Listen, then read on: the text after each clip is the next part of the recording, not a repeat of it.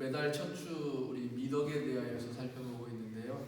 4월은 경건의 미덕에 대해서 좀 함께 생각해 보려고 합니다. 4월은 보통 종려주일 그리고 또 고난주간을 지나서 부활주일을 맞이합니다. 우리 기독교에 있어서 가장 축제에 해당하는 절기이기도 하죠. 그러나 그런 축제를 맞이하기에 앞서서 주님의 고난을 먼저 묵상을 하게 되어집니다. 주님이 왜 고난을 당하셨는가? 주님이 왜 이 땅에 오셔야만 했는가? 그리고 수많은 멸시와 조롱 속에서 그 모진 고난을 감내하셔야 했는가라고 하는 것을 묵상하게 되어집니다. 그리고 그 속에서 우리가 하나님의 자녀로서 살아간다는 것에 대하여 한 번 더 생각해 보게 되어지고 또 우리의 삶에 대해서 되돌아보게 됩니다. 그런 의미에서 이 경건이라고 하는 것은 우리에게 꼭 필요한 그런 미덕이고 또 하나님의 자녀됨에 가장 우선되어지는 미덕이라고 말할 수가 있겠습니다. 경건 그러면 제일 먼저 어떤 이렇게 거룩한 것 이런 것들이 생각을 하게 되어질 텐데요. 인류가 어디에 있건 어느 문화권에 속하든지 간에 인류는 그 태생을 이렇게 쭉 역사적으로 돌아보면 거기에 반드시 거룩한 것과 속된 것을 구별하려고 하는 그런 모습을 보이더라라고 하는 것을 알 수 있습니다. 이것은 저의 얘기가 아니라 지금은 이 종교학에 있어서 고전처럼 읽히고 있는 루마니아 출신의 종교학자인 엘리아데가 쓴 성과 속이라고 하는 글에 나와 있죠. 사실 그래요. 실질적으로 우리가 온 세계의 문화권들을 두루 살펴보면 거기에는 항상 언제나 거룩한 것과 속된 것을 이렇게 구별하려 했던 모습들을 볼 수가 있습니다. 왜 그러면 인간은 이처럼 거룩한 것과 속된 것을 구별하려 했을까? 신의 영역과 인간의 영역을 구별하면서 자꾸만 그 신의 영역을 우리의 속으로 끌어들여 오려고 했을까라고 하는 질문을 갖게 됩니다. 이 질문에 대하여서 엘리아데는 사실 거룩한 것, 이것은 우리가 살아가는 이 세상에 삶의 의미를 부여하기 때문이다라고 하는 답을 하고 있습니다. 우리가 살아가는 이 세상은 사실 어떤 면에서 보면 가만히 내버려 두면 인간의 이 이기심이 이끄는 대로, 인간의 정욕이 이끄는 대로 내버려 두게 되어져서 결국 아주 혼탁하게 되어지고 무질서하게 되어진다는 겁니다. 때문에 이러한 무질서한 세상이 되어질 때에 그것을 바로잡고 또 그 안에 질서를 부여하게 하는 그 힘은 바로 거룩함에 있다라고 하는 것을 우리 인류는 애초부터 알고 깨닫고 그것을 구하였다라고도 볼 수가 있습니다. 물리학의 아주 유명한 법칙이 하나 있죠. 연력학 제2법칙, 엔트로피의 법칙이라고 하는 것이 있는데 제가 얼마 전에도 말씀을 드렸던 것 같은데 이 엔트로피 법칙의 핵심은 세상의 모든 만물은 그냥 내버려 두면 무질서한 방향으로 흐른다라고 하는 것입니다.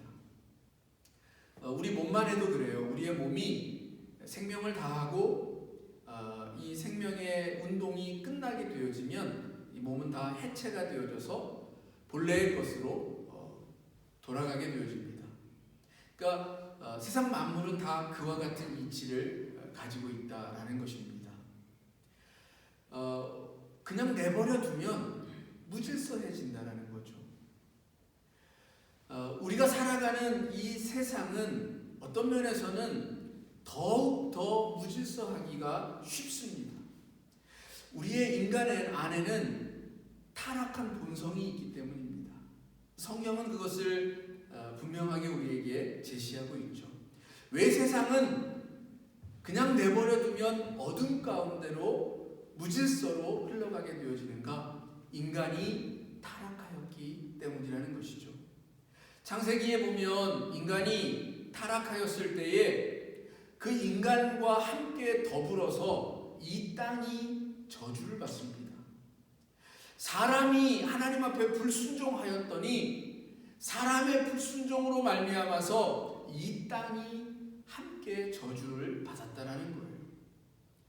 인간이 살아가는 이 세상이 인간의 온갖 이기적인 욕망들로 득식을 될 때에는 이 땅도 멸망의 어둠의 무질서의 땅이 되어지고 마는 것입니다.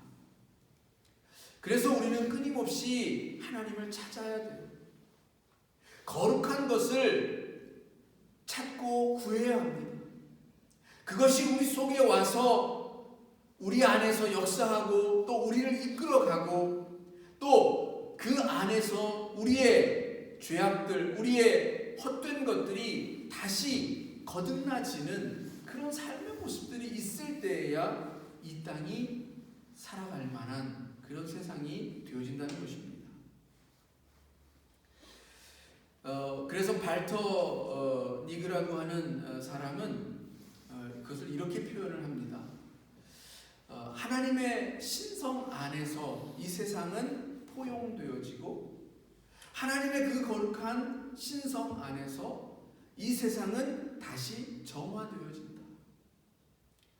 그래요. 우리의 힘으로 우리의 능력으로 되어지는 것이 아니라 우리가 하나님을 찾고 구할 때 하나님의 그 거룩함이 우리 속에 임하여질 때 우리 속에 있던 죄악과 어둠의 모습들이 사라지게 되어지고 빛이 임할 때에 그 어둠이 사라지는 것과 같이 하나님이 우리 가운데 오셔서 우리 안에 있는 그 거룩한 속성들을 발현시켜 주실 때에 우리는 이 세상에서 진정한 빛이 되어지고 소금이 되어질 수 있다는 것입니다. 그래서 우리들에게 무엇보다도 요구되어지는 것이 이 경건의 미덕입니다. 사실 그래요. 경건이라고 하는 이 말의 한자죠. 이거 한자 뜻은 어떤 대상을 공경하고 존중하는 마음으로 그 앞에서 자기를 삼가는 것, 이런 뜻을 담고 있습니다. 그런데 이 성경에 있는 경건의 원어적인 뜻은 하나님을 예배하다라고 하는 뜻입니다. 경건 그러면 굉장히 좀 어렵게 들려지는 단어인데 사실 이 말은 하나님을 예배하다라는 거예요. 그러면 이 경건의 미덕이라고 하는 것은 결국 하나님을 알지 못하고 하나님을 믿지 않는 사람에게는 요구할 수 없는 그런 미덕이죠. 경건의 미덕은 그래서 더욱더 하나님을 믿는 하나님의 자녀들에게 요청되어지는 그런 미덕이라고 할 수 있습니다.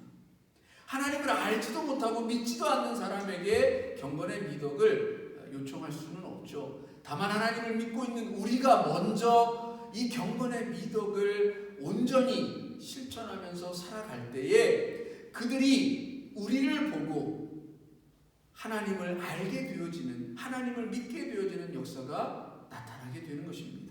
그들도 빛 가운데로 나아오게 하는 그게 먼저 믿은 우리들에게 주어져 있는 소명이요 사명이라는 것입니다.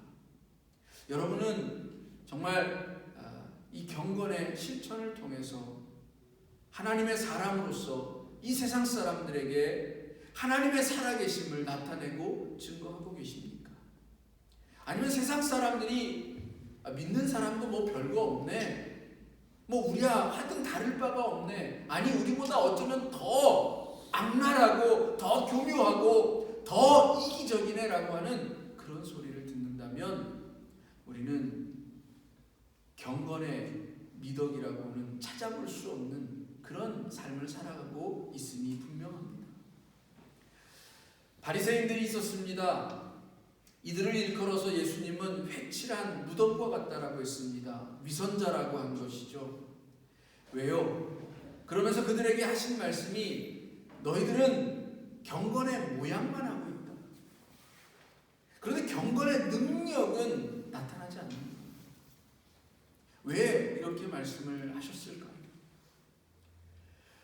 바리새인들은 경건을 흉내내기만 했다라는 겁니다. 경건의 모양이 있는 것처럼 그렇게 보이는데 그 모양뿐으로 그쳐진다는 거예요. 그런데 오늘날은 어쩌면 이 믿는 사람들에게서 이 경건의 모양조차도 찾아보기가 어려운 그런 시대가 되진 않았나 하는 안타까움을 가질 때가 참 많이 있습니다. 왜 사람들이 이처럼 하나님을 믿는 사람들이 모이는 교회를 향하여서 비판의 날을 세우고 분노하고 그래서 더욱 하나님을 정말 비방하는 일에게까지 나아가게 만들었는지 우리가 심각하게 우리 자신을 돌아보아야 한다는 것을 말합니다. 오늘날 우리는 이 경건의 모양조차도 가지고 있지 않은지 몰라요. 근데 이 바리새인들은 누구보다도 열심이었지 않습니까? 하나님을 찬양하고 하나님의 율법을 지켜 행하고 하나님께 나아가고 하나님의 성전에 나아가기를 그 누구보다 열심이었던 이들이었습니다. 그런 그들에게 주님이 독사의 자식들아 물러가라. 너희들은 심판의 날에 하나님의 심판을 피할 수가 없다라고 말씀하셨는데 그보다 못한 우리들은 어떻겠습니까? 우리가 살아가면서 한 가지 꼭 마음에 품고 살아가야 하는 것이 있습니다. 그것은 내가 살아가는 이 삶이 과연 사람을 기쁘시게 하는 삶인가 하나님을 기쁘시게 하는 삶인가 라고 하는 그 질문입니다. 사실 이 이야기는 다윗이 하나님의 언약궤가 이제 예루살렘 성으로 다윗성으로 이렇게 모셔 드릴 때에 그 기쁨에 겨워서 창피함도 모르고 그냥 나와서 춤을 출 때에 그의 아내 미갈이 왕이 채통도 없이 어떻게 그러느냐라고 말할 때에 다윗이 한 말입니다. 내가 하나님을 기쁘시게 하랴 사람을 기쁘게 하랴. 이 말은 또한 바울이 데살로니가전서 2장에서도 우리들에게 요청하는 삶으로 나타납니다. 너희들이 하나님의 사람으로 살아갈 때에는 적어도 하나님을 기쁘시게 하는 삶을 살아가는 겁니다. 모든 만물의 근원이요 모든 진리의 근원이 되시는 그 하나님께 초점을 두고 그 하나님이 기뻐하실 일을 하면 거기에는 틀림이 없는 참된 그런 삶이 주어질 것이다 라고 하는 거예요. 그래요. 우리가 사람과 더불어 어울려서 살아갈 때에 이 사람 사이에서 느끼는 이 기쁨 무시할 수 없죠. 중요하죠. 그런데 그 기쁨을 쫓으면 어느 순간 하나님을 잃어버리게 되어지고 하나님과 떠난 하나님과 상관없는 기쁨에 매몰되어질 수 있다는 거예요. 그래서 먼저는 하나님의 기쁨, 하나님께서 기뻐하시는 것이 무엇인지를 살피고 그 삶을 살면 우리가 살아가는 이 땅에서의 사람들 사이에서 삶도 기쁨으로 가득 차게 되어진다는 겁니다. 이게 원리예요. 사람의 기쁨을 먼저 찾지 말고 하나님이 기뻐하시는 삶을 먼저 찾고 구하라는 겁니다. 바로 거기에서 우리 삶이 더욱 진정으로 기쁨에 겨운 그런 삶이 펼쳐지는 것을 여러분과 저는 목격을 하게 되어질 줄로 믿습니다. 그래서 하나님은 먼저 믿은 우리가 이 세상에서 특별히 속된 세상에서 빛이 되어지기를 원하십니다. 등대처럼 밝게 비추어서 이 어둠 가운데서 살아가고 있는 백성들이 그 빛을 보고 정말 진리로 생명으로 나아올 수 있도록 하는 그 역할을 오늘 우리들에게 요청하고 있다는 것입니다. 우리 안에 이 하나님의 거룩한 영이 정말 제대로 살아있고 그 빛으로서 빛나고 있는가? 가장 그 죄악 가운데서 유일하게 용서받지 못하는 죄악이 하나 있는데 성령을 회방한 죄라고 성경은 말합니다. 성령을 회방하였다라는 얘기가 무엇입니까? 하나님의 거룩한 영이 우리 속에서 역사하지 아니하도록 할 수 없도록 그렇게 방해하는 것을 말합니다. 누가 방해할까요?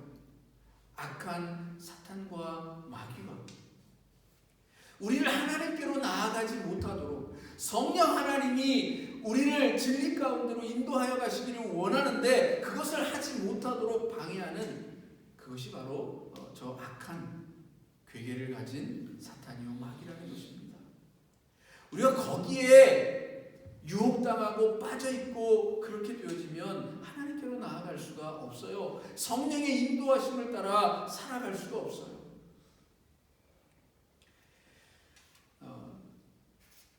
오늘 여기 우리가 이렇게 왜 도대체 참 경건하기가 쉽지 않을까?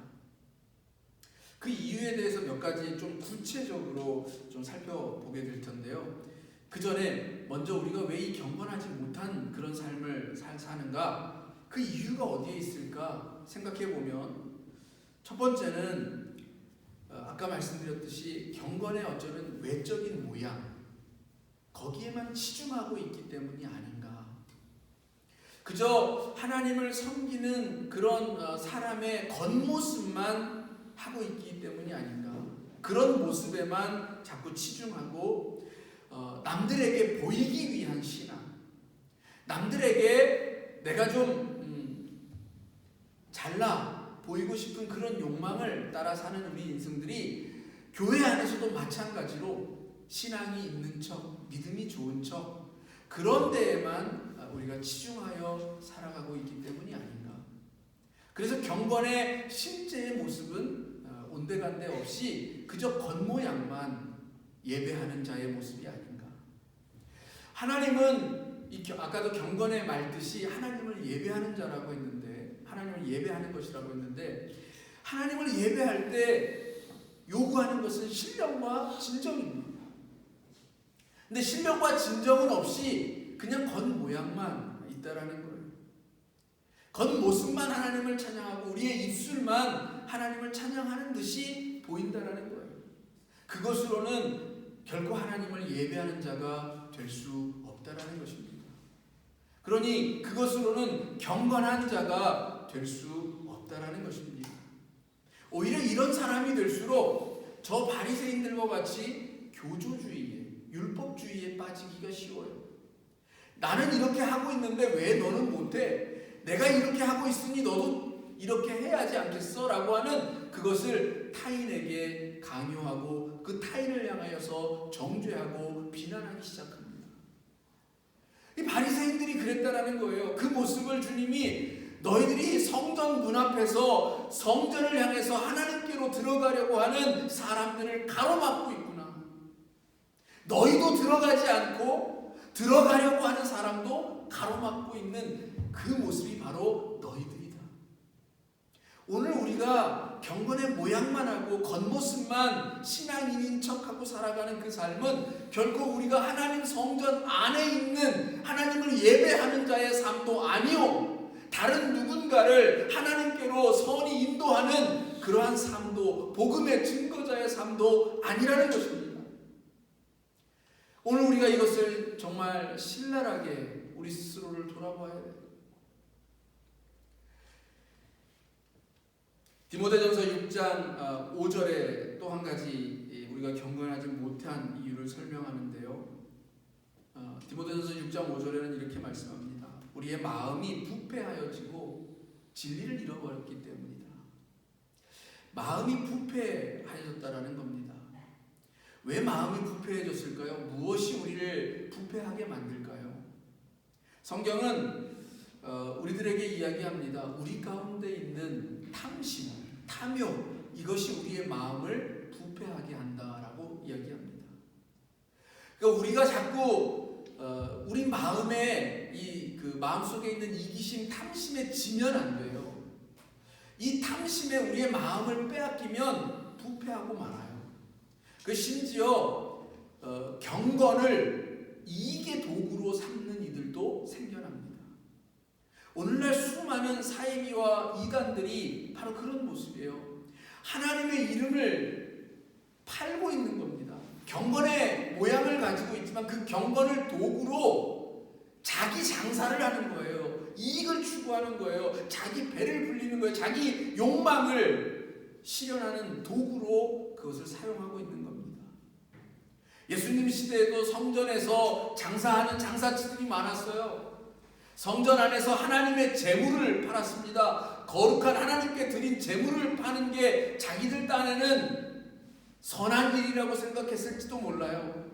너희들 하나님 앞에 나아갈 때에 이 흠이 없는 재물을 가지고 가서 예배드려, 나는 이 흠이 없는 재물을 파는 그런 사람이야, 하나님께 드리는 이 재물의 한 역할을 하고 있는 그런 사람이다라고 자부심마저 가졌을지도 모릅니다. 아니라는 거예요. 하나님의 이름으로, 경건함의 이름으로 그 경건을 도구 삼아서 이익으로 추구하지 말라는 겁니다. 오늘 우리가 이 경건마저도, 하나님 앞에 살아가는 이 거룩한 삶마저도 자기 이익의 도구로 삼고 있지는 않은가? 아닙니다. 하나님 앞에서는 이 경건이라고 하는 것은 끊임없이 자기를 낮추는 거예요. 왜? 예배하는 거니까. 하나님을 공경하고 하나님을 섬기는 거니까. 그 앞에서 나는 없어지고 나는 비워져야 하니까. 그 앞에서 나는 작아져야 하니까. 근데 우리는 그러지 않아요. 이 경건을 가지고 자기를 높이려 하는 데 써요. 많은 사람들의 숭배를 받고 싶어 해요. 많은 사람들이 자기 앞에 와서 소리치고 외치기를 원합니다. 내가 아니요, 영광 받으실 이는 하나님이십니다. 주님이 영광을 받으셔야 하는데 오늘 우리는 경건을 도구로 내가 영광을 받는 삶을 살아가고 있는 거예요. 누군가 나를 향하여서 믿음이 좋네요. 아주 참 좋은 믿음을 가졌습니다. 그럴 때마다 우리는 자고하기보다는 더욱 겸손하여져야 할 줄로 믿습니다. 이 경건의 구체적인 모습을 좀 살펴봐야 되는데 시간이 벌써 많이 갔네요. 그냥 짧게 오늘 본문 말씀을 통해서 이야기를 하고 말씀을 마무리해야 될 것 같습니다. 경건의 구체적인 삶을 오늘 저희가 읽은 이 야고보서 기자는 매우 간략한 이 두 절 속에 그러나 매우 자세하게 설명해주고 있습니다.